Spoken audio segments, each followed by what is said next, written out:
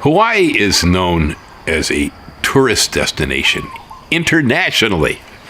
You know, I can talk to people from all over. I talk to my friends in Tuscany, Italy, about it, and they go, "Oh man, you know, grass skirts. Oh."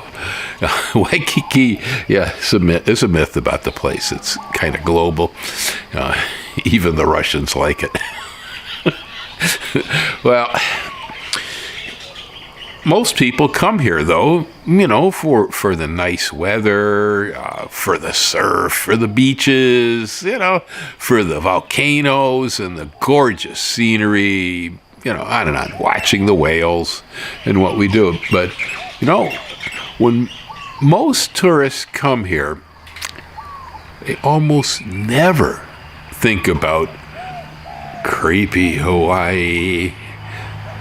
Yeah, Hawaii is beautiful. Hawaii's aloha. Hawaii is most things that people say about it, really. Yeah, there aren't too many lies about this place. It's a good place.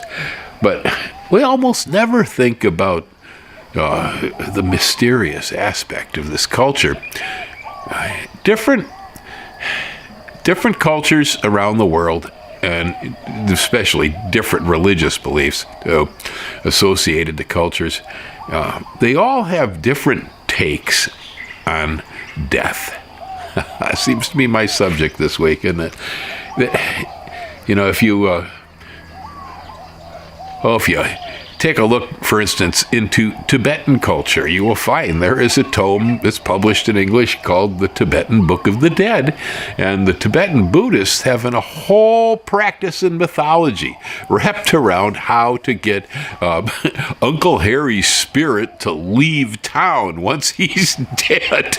Yeah, they'll throw all his stuff out in the street, you know, after he's dead. They'll curse him. They'll go, "Oh, boy, was he a jerk. I'm so glad that guy is gone," you know. And they do all this stuff intentionally in the act of trying to make the spirit feel that it's not wanted here anymore and it's time to move on, get out of here. And consequently, Tibet is one of the least haunted places on Earth. Now, some of you out there, you know, you believe in ghosts. Some of you have lived with ghosts, you know, and you have experience. So some of this is just kind of a matter of, well, yeah, I think it might be real. It's such a long-standing myth across all cultures. We don't have really cultures on Earth that do not have stories about ghosts. Okay, they exist almost everywhere. And so when something happens like that, I guess you got to believe there's a certain amount of credibility to this.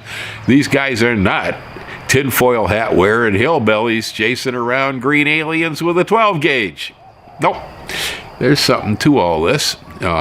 So many records of hauntings. Well, we get into Hawaiian culture. Now, traditional Hawaiian belief is a little bit like Catholicism. Sorry if I stepped on somebody's toes there, but for me, it looks that way. In that, you know, in Catholicism, people often say, "Yes, my grandpa is there watching over us." Yes.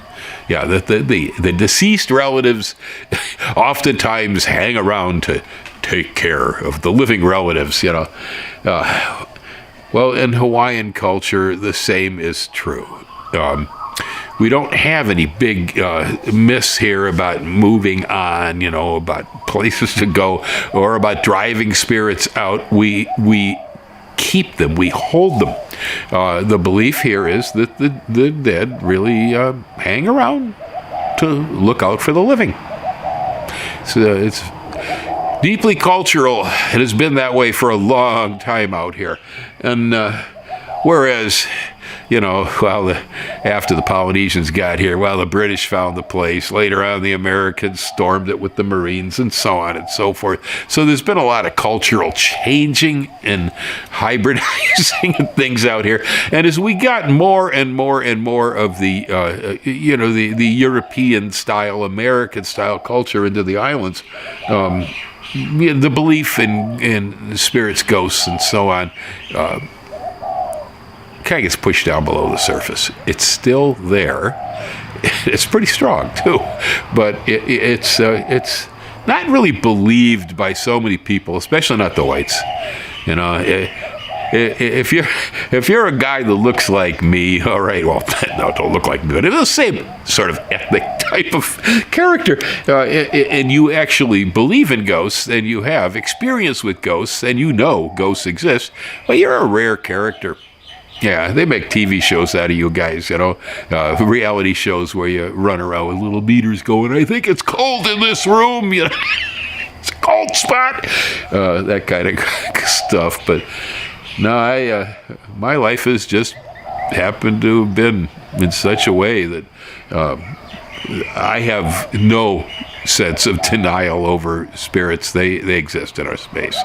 I don't know why exactly or how, you know, they all of that stuff, well beyond me. All I know is that I've encountered them many times. They're here. Just like the UFOs that a lot of you guys diss me because I claim, yeah, there's UFOs here. Well, they're here too. Guess what? Whether we believe it or not. Well, in Hawaii, like I say, the culture tend to venerate the idea that the deceased stay around to watch out over the living. And so in part of this belief system, we have what for me is probably one of the creepiest ghost myths on earth. It's the night marchers. The Huaka are about the creepiest ghost story I know of. What we have here is the spirits of ancient shamans, of ancient leaders, of ancient warriors, okay, who stay and periodically march and gather together in these long lines of spirits and walk. We have many stories here in the Waipio Valley of the night marchers in the Waipio Valley. People who live there can tell you they exist. They will just suddenly start moving down ancient trails through the valley. Well, you know, I tend to think of that sort of stuff as being, you know, more like in the Waipio Valley where things are very rural, but apparently the guys that do Mysteries of Hawaii, this is an all-native organization. They do tours of haunted sites here. They also have newsletters and such. I'll leave their address down in the comments over here, so you can go there, and you know you can contact them, get on their list, and so on. Very credible. It's totally native, cultural. It's real. All right. It's very, very real. And the guys involved are really special. And they do tours. And one of the tours I just recently learned of, that was a surprise to me. It's downtown Honolulu. Yeah. Downtown Honolulu has a case of night marchers. Or Hoakaipo. It's bizarre too, because the marchers come to the sound of drums. If you hear the drums, run. Do not hang around. You don't want to be around when this happens, okay? It's not safe. But they come in a line and they march through downtown Honolulu. Well, it's apparently on an ancient trail towards one of the sacrificial altars is where these night marchers head to. But now downtown Honolulu is built over all of that landscape. When the marchers come down the street, they are wider, that is. The row of ghosts is wider than the buildings and the road. And so they literally, the line passes right through the lower story of buildings. And there are many stories of DJs that work in those buildings about objects moving and haunts and so on. You have lawyers' offices where they actually have photography of mist moving through the buildings, you know, as this night marcher phenomena occurs. And so there are certain times when this occurs. It's on almost, you can almost bet on it. And so they have these tours organized. You can get on them. And I'm telling you, if you're interested in a very unique Hawaiian cultural experience, going on a tour to watch for night marchers is... that's special, really. You want a deep experience, you're in it, man, because then you're down under the surface of this culture and you realize, what goes on here. Hawaii has probably more ghosts than any other place. Well, I don't know, most places anyway, because of the belief system.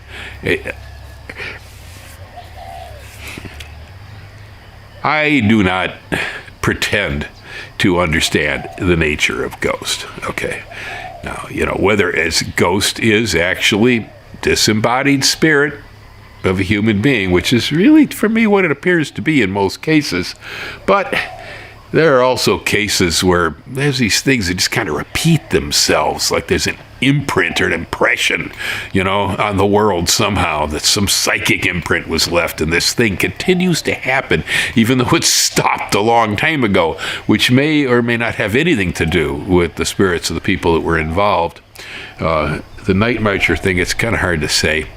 But if you take for granted the cultural beliefs about the ancestors watching over us here, then I guess it just makes perfect sense that those are kings, those are warriors, and those are shamans, man. That's what they are. So we got a lot of them here. We had a haunt up here in Volcanoes National Park at Kilauea Lodge that they had to bring in a shaman, a kahuna from Honolulu, who knew how to do exorcism Hawaiian style to get rid of this guy. They think he might have been a bird catcher for the ancient Hawaiian royalty that might have fallen into a lava tube of what they call a tree mold. Little pukas caused by the lava going around trees. And of course, died down there. You break your ankle, break your leg, and never get back out. They're like a manhole, these things. Yeah, they had to clear him out of there. So, and again, the stories of night marchers here in the Waipio Valley are strong. It's a heavy tradition. So if you want a different dimension of your experience, the next time you're here in Hawaii, I would make contact with the guys at Mysteries of Hawaii and see what's going down. Yeah, it's going to be a little different than staying at Ahalahani there at Disney and stuff. Okay. Hang loose. Aloha.